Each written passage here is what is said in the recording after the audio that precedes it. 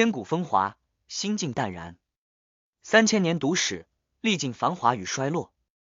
沧海桑田中，人世如梦，唯功名利禄为世人所追逐。9万里悟道。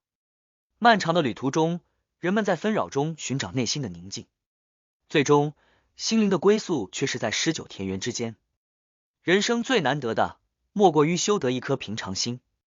这颗心，无论得失，都能淡然面对，如平静的湖水，波澜不惊。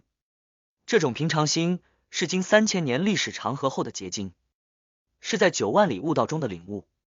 在追逐功名利禄的历史长河中，许多人为权力而拼搏，为利益而争斗。然而，这些功名利禄总归于尘埃，最终成为历史的痕迹。3000年的风华虽然璀璨，却也教会我们，在权力的迷雾中，切勿迷失了心灵的方向。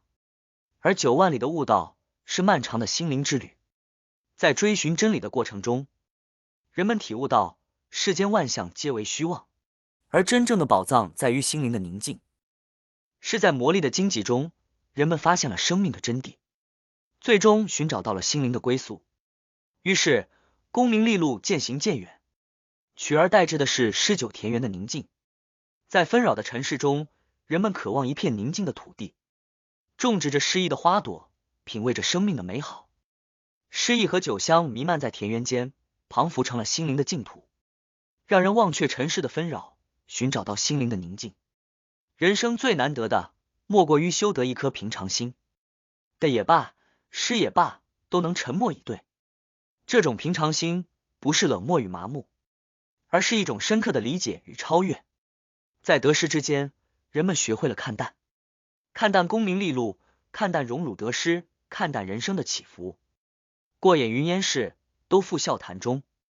3000年的历史如梦如幻，繁华与衰落交织，但这一切都成了过去。在岁月的长河中，所有的痛苦和喜悦都成了云烟，飘逝在时光的流转中。人们学会了将这一切视为笑谈，看淡世间的一切，以豁达的心情面对生命的曲折。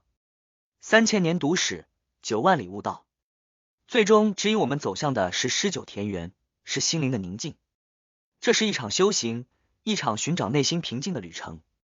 功名利禄虽是世人所追逐，但最终的目的是心灵的宁静，是在诗酒田园中找到归宿。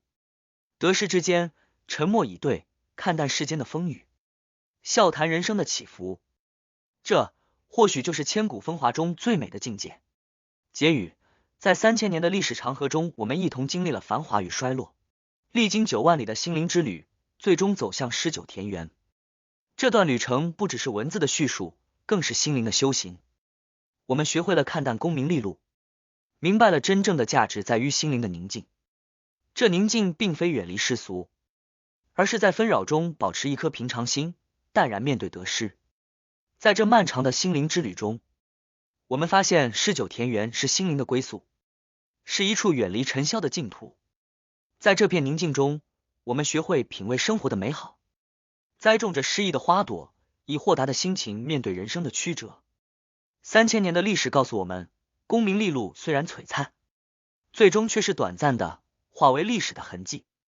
在权力的避照下，我们要保持内心的清明，不被迷雾所困惑，以平常心对待世间的风华。